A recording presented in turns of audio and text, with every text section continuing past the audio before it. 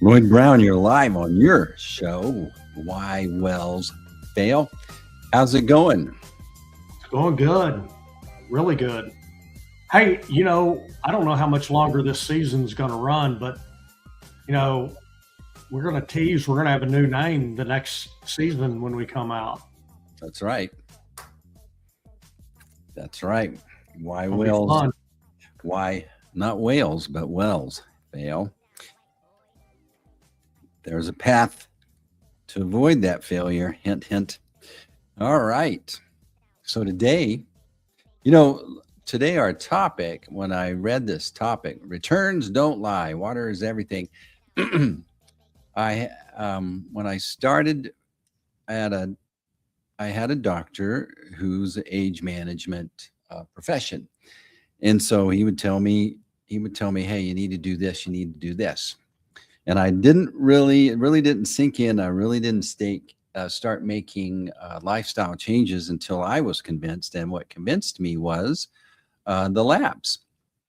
And one of the things that he said is, stop eating anything white, potato or rice or bread and carbs. I get it, carbs, but beer has carbs. I was like, yeah, non-negotiable.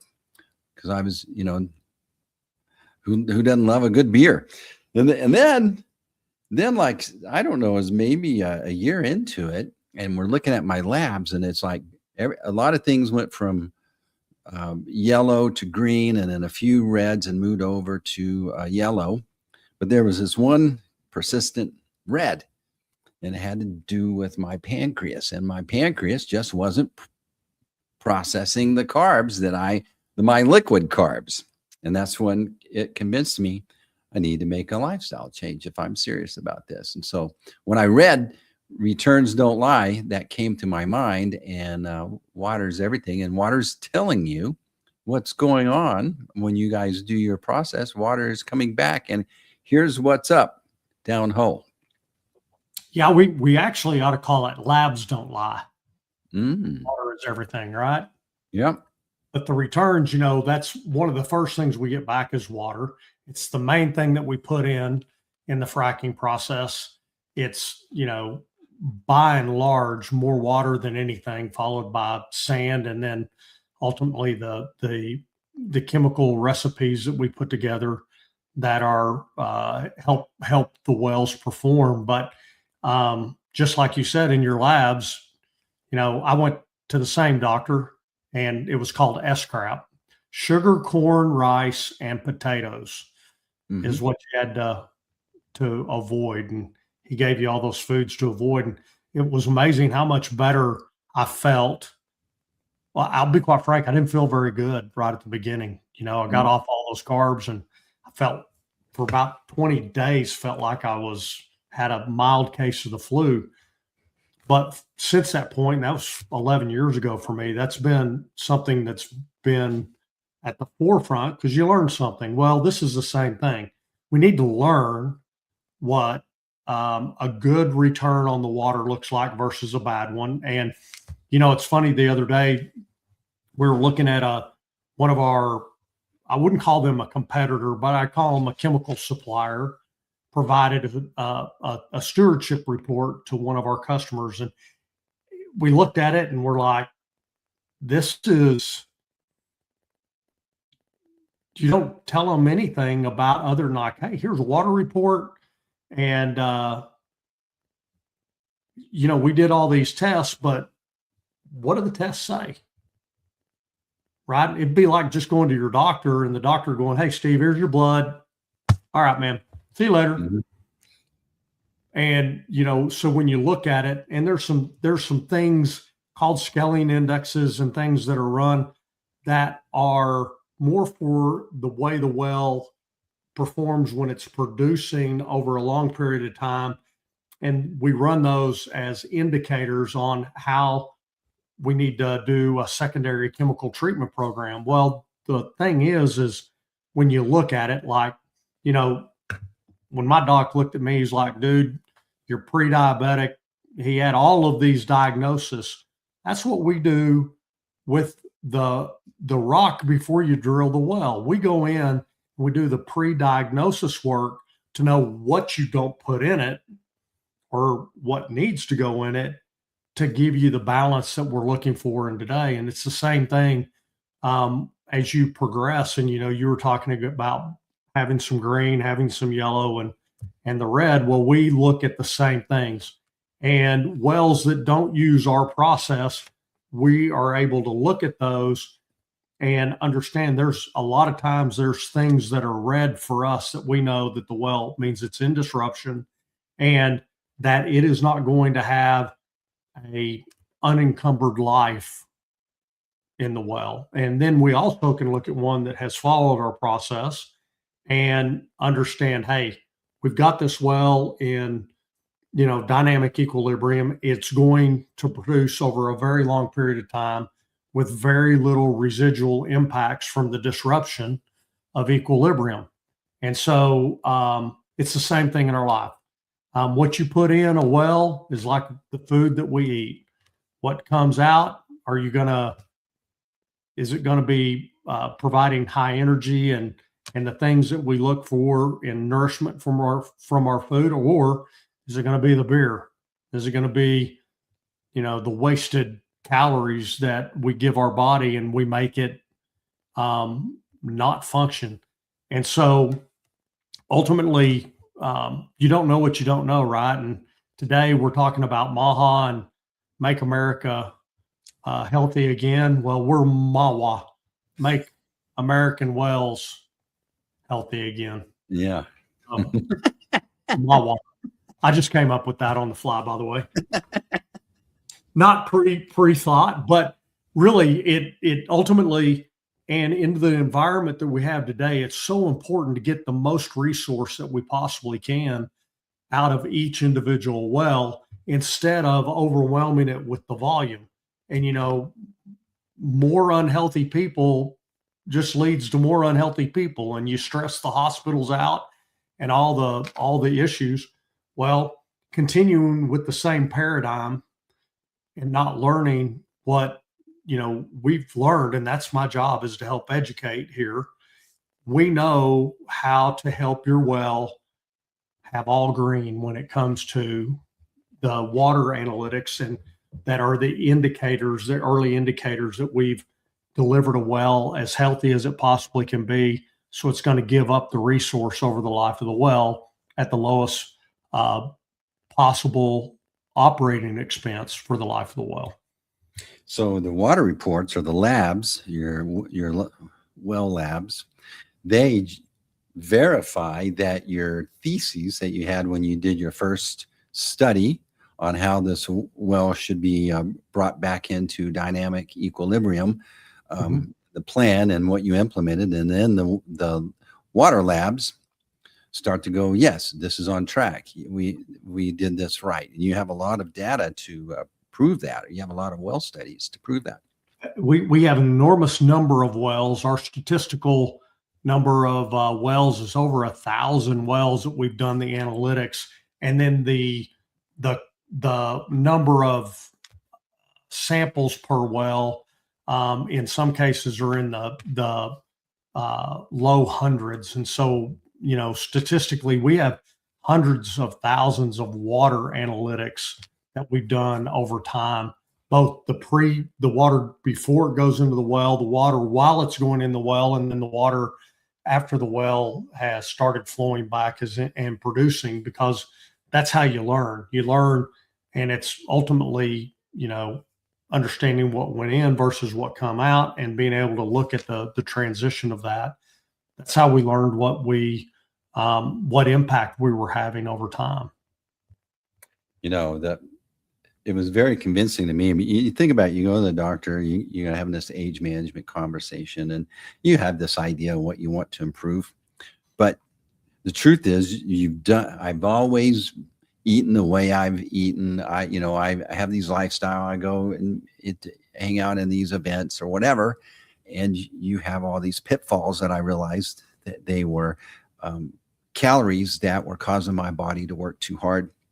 But I'm telling you, those labs convinced me to get my act together and to make changes. And I can imagine once you guys started seeing these labs come back, it was like,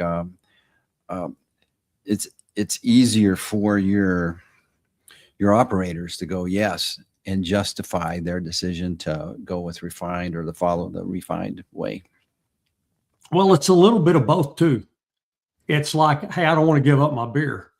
Right. And the I don't want to give up my beers. I don't want to give up my paradigm that cheap chemistry is as good as a process. And that's that's the real juxtaposition that we have, is that we're not able to take this mindset that, 3 beers a week is not going to impact my results when it does. And it's the same thing is, hey, all of these chemicals are alike, and I'm just going to go with the lowest cost denominator and expect to get the same results.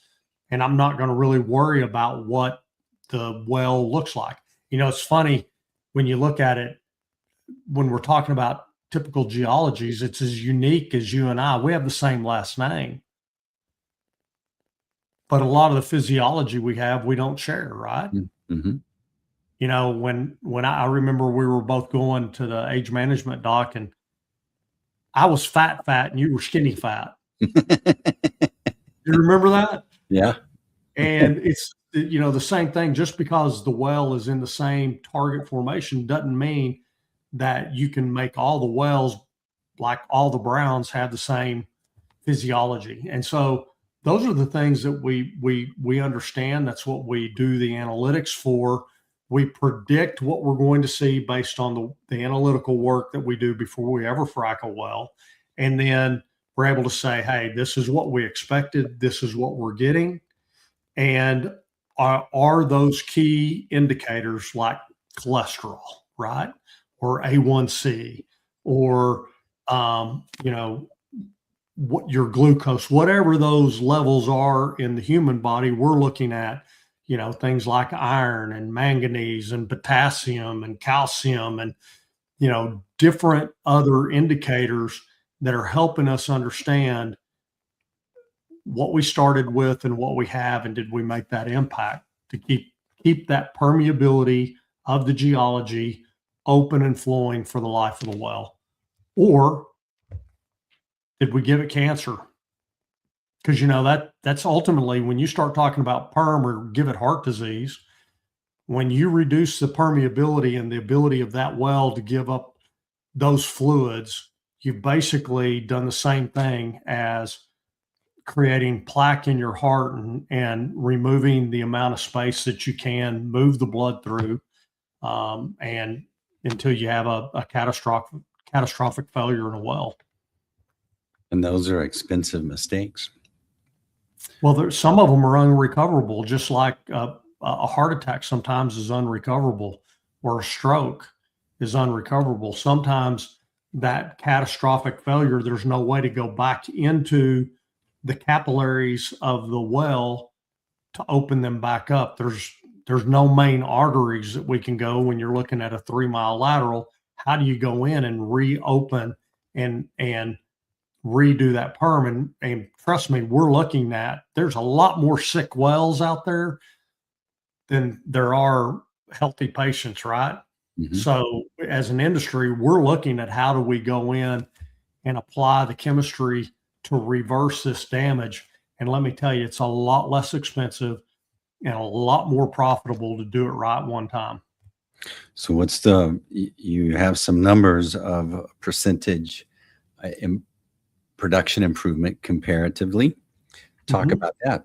I mean, this is significant.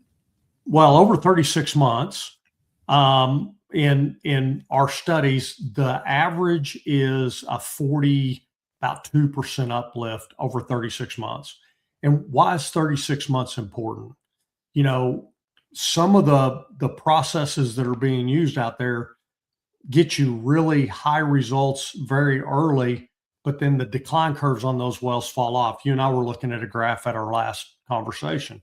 Well, ultimately, the longer the run, the better the data. It's more data points over a longer period of time.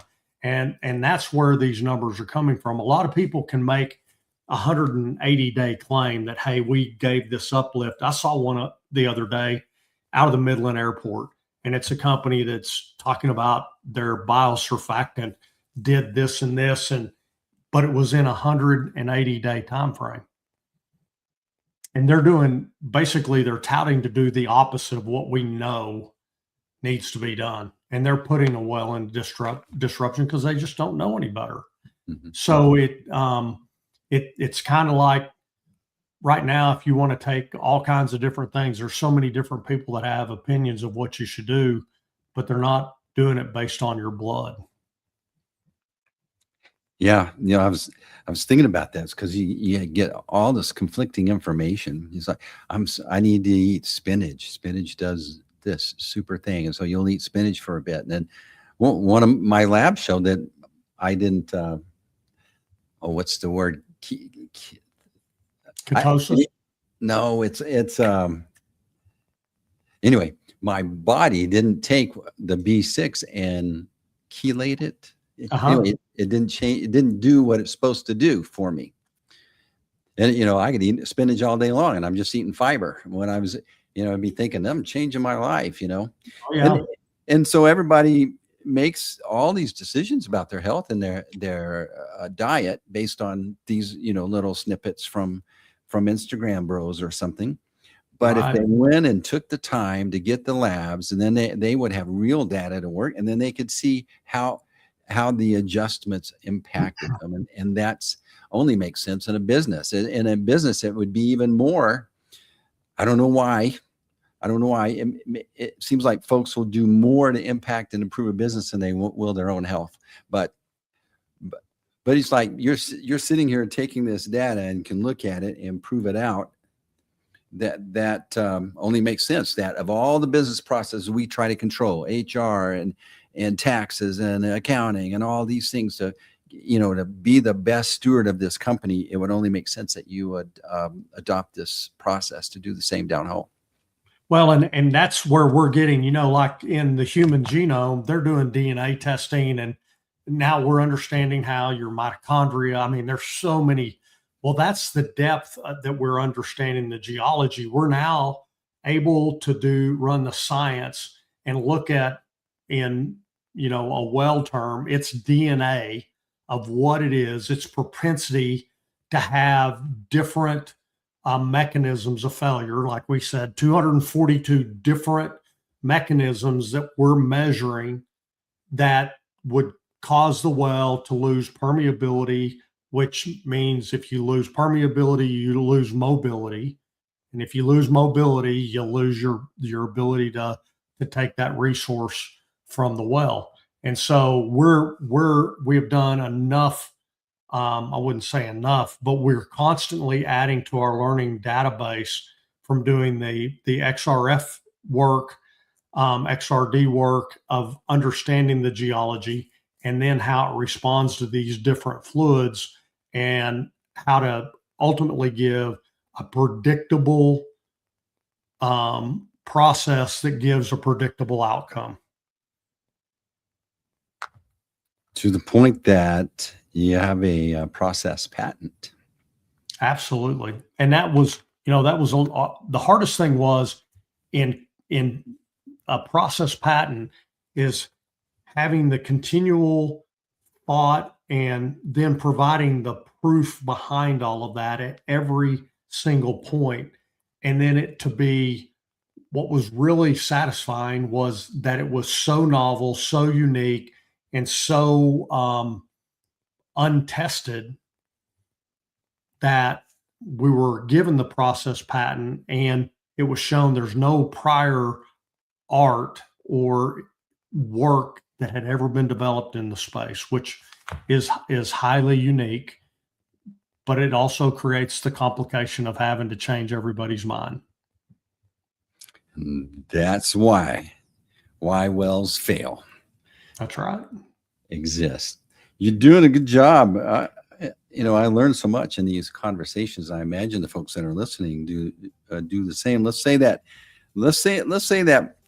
you sparked something and they want to talk to you. Oh, well, the first thing is they can reach out at Lloyd at Refine C Lloyd B, which is my call tag. I got it beforehand. But the easy way is really that QR code that's up in the right-hand corner of the screen. Take a snap of that and it'll take you right to our website, or refinedcompletions.com is our website, and lloyd.brown@refinedcompletions.com. And or they can hit us up on a conversation through any of these social media platforms as they watch it. You know what I'm amazed is we have a nice group of folks that jumps on almost every Monday, but watching how we've gained traction. And I want to tell you, Steve, thank you. I didn't know how this would impact us, but it is created a great number of people that are learning about how our industry works. And I just wanted to thank you for that, because during the week, we're having 13, 14, 1,500 folks that are joining our conversation during the week. Well, you're a good teacher, Lloyd. People want to learn. This is an interesting industry. It's kind of sexy, but no one's talking about this problem. And so you're leading the conversation about the problem, and you're showing you can have expectations, more expectations out of this well than you knew. It's more than just a gut feel. It's more than just a wish and a prayer. That's predictable. Mm-hmm. Yeah, so it makes sense. Run your business. All these operators are good business people running them and doing all the things to improve processes and systems, and it would make sense that the refined process fits in an area that there hadn't really been a process. We've got to talk about it. Most people don't know. That's right. All right. Good job, Lloyd. Thank you, sir. All right. So we'll see everyone next week on Why Wells Fail. And that's a wrap.